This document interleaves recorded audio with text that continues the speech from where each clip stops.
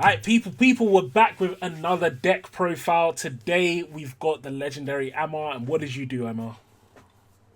Came top 16 at UK Nationals with Tenpai. Lovely, lovely. Guys, again, another awesome result for the West Mids crowd. I mean, like, look, people in West Mids, they put in work. I was seeing a lot of our guys in Top Cut, so it's lovely to see this. But why don't you take us through this list and let us know some of your thoughts on your ratios and such? Yeah, so did a lot of testing with this deck. I know it can be surprising to see like it's just an ODK deck, so it's not really a lot of like things you can like note out.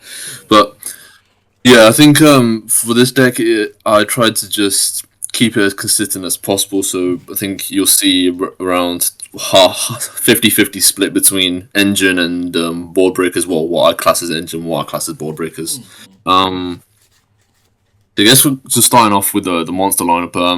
The Tenpai stuff is pretty standard. The three Pydra and three Chandra, your number one starters pretty much, and cards you always just want to see in hand.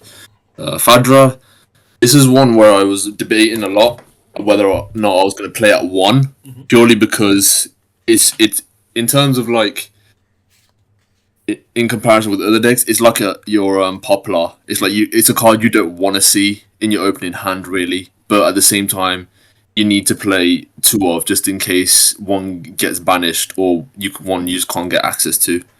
Um, and pretty much, yeah. Whenever you just see it, you earlier just want to see it when you go second, really, because it can help break boards. Yeah.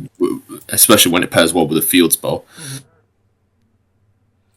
Yeah.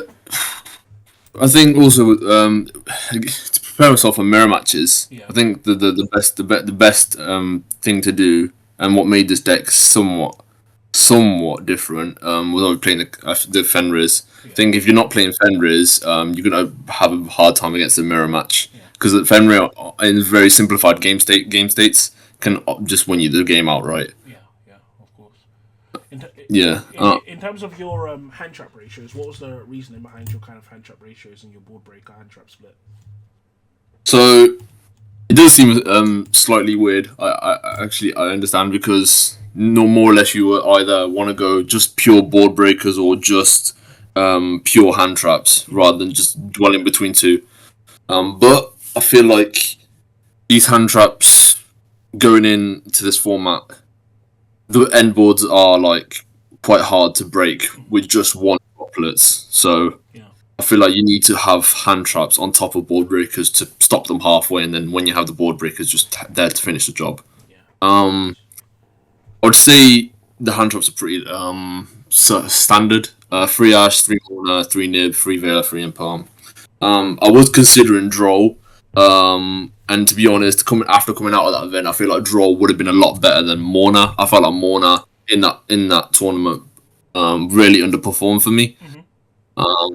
But at the same time, like it's just fine margins, so it is what it is for that. But going forward, any Tenpai deck, for anyone that's like watching this and want to build Tenpai, you have to play board breakers in the sense of back row removal with Harpies and Storm, because the one thing Tenpai struggles against the most is a lot of like floodgates or just unknown back row set cards, because that is just it's an unknown quantity. Cards like the Rumor Cannon could really hurt this deck. Cards like I don't know, even something as simple as like threatening Raw, D barrier. yeah, yeah, Just getting rid of that stuff sometimes in main phase one means you can alter your plays and combo through still and just OTK them. yeah, yeah. No, it makes sense, definitely, bro. And so with the And extra, oh, sorry, carry on, yeah, carry on.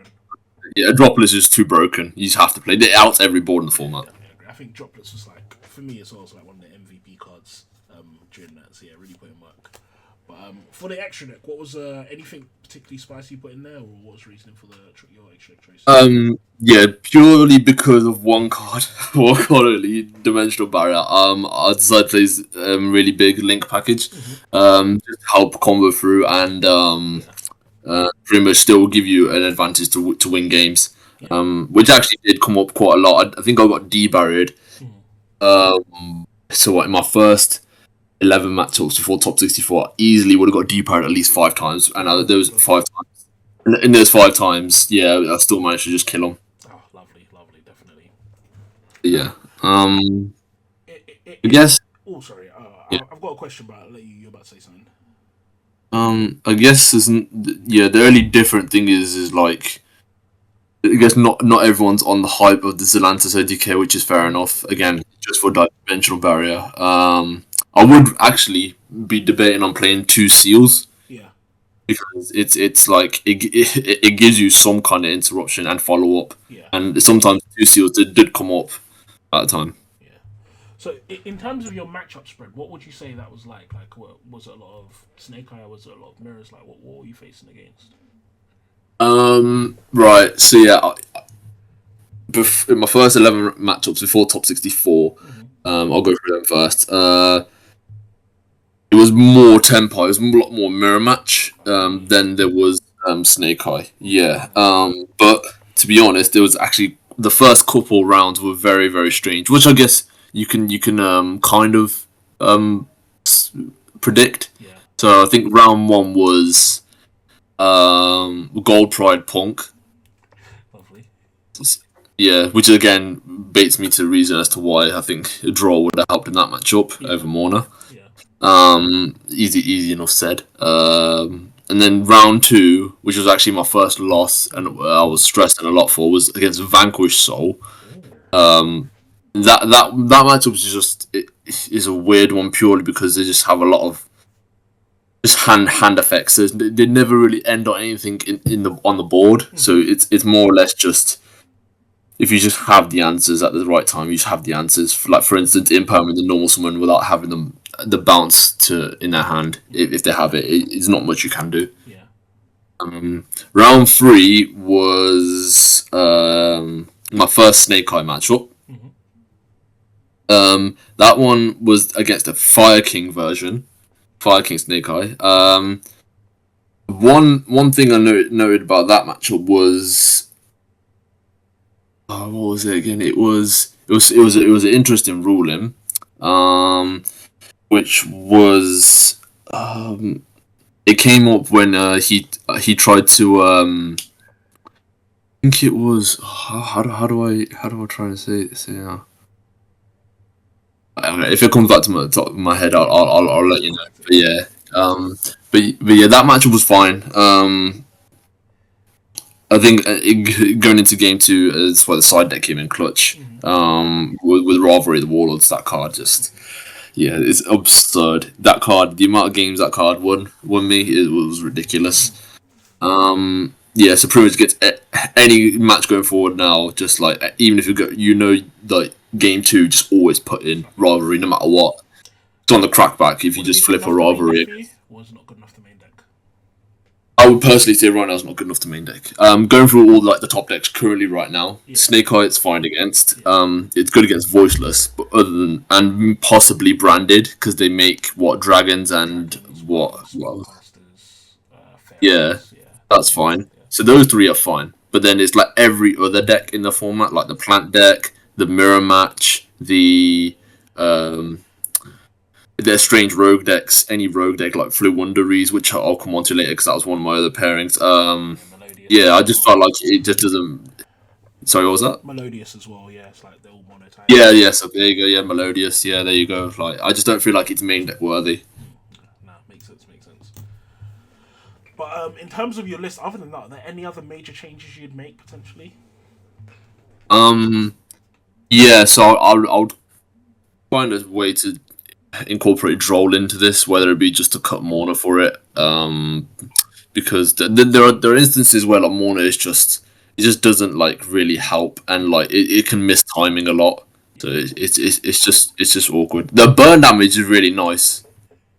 That's the only beneficial thing about this card, I think, when you're playing Tenpai. The burn damage, Mm. it comes up a lot, to be fair, purely because when you're activating cards like Prosperity, it like you're like you only need to do half the job when you're trying to make Trident Dragon. Yeah, no, definitely makes sense. Was there anyone, by Um, the way, who scooped before you got to Trident Dragon? oh, every time, literally every single time, bro. Like I think I summoned it in round 9 against one of the plant decks I actually beat. Yeah. Um, Yeah, I think I summoned it once, and purely because my opponent was large, he just wanted me to see if I actually did play Trident Dragon. Lovely. Okay. Yeah, so it ended up being worth the investment, I guess. Just about, just about. Yeah, but all right, lovely, bro. This is an incredible record again. Good job bringing it all the way to top 16. But before we round this off, bro, have you got any shout outs? Anyone that you wanna call out? Um, yeah, I guess I could give a few shout outs. Yeah, obviously shout out to Simon as well for letting me come on to the channel and give my deck profile for this. First deck profile I've done for a while. Shout out to Birmingham lot from Eddie's. Kieran Bowers, Ahmad, Josh Jackson, Jack, Liam. All the boys, all the way, Alex, Adam, all the boys, man. They were proper supportive, proper helpful. And yeah, it was good to do some testing with them, and couldn't be more thankful. Yeah, awesome. Yeah, always good to have you around, bro. But yeah, really, really good job. I'm sure we're gonna be seeing more of you, especially with Tenpai getting a bit better next format as well. But yeah, guys, thank you all for watching. This is Amma on Tenpai doing an amazing top 16 performance at UK Nats. So we'll talk to you guys soon. Peace.